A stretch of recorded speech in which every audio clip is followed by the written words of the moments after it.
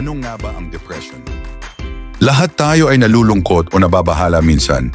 May mga araw na mahirap at nag-iisip tayo tungkol sa pagpapakamatay.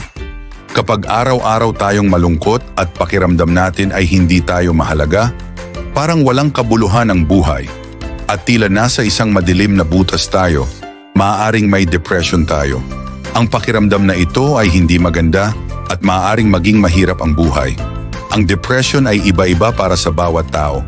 Ang iba ay natutulog ng sobra, habang ang iba naman ay kulang ang tulog. May mga tao na kumakain ng sobra, habang ang iba ay hindi nakakakain ng maayos.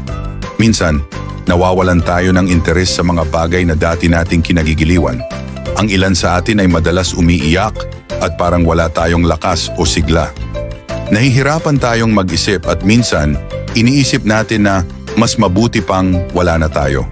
Kahit nakasama ang mga kaibigan at pamilya o kahit na may mga masayang pagkakataon, hindi pa rin tayo nakakaramdam ng saya. Mahalaga na malaman na ang depression ay karaniwan at maaaring gamutin. Maraming tao ang dumaranas ng ganitong pakiramdam at hindi tayo nag-iisa. Hindi masama ang humingi ng tulong kapag tayo ay nalulungkot o naguguluhan. Ang pagkakaroon ng suporta mula sa mga tao sa ating paligid ay maaaring makatulong. Kung ikaw ay malungkot o iniisip mong may depresyon ka, huwag mag-atubiling humingi ng tulong.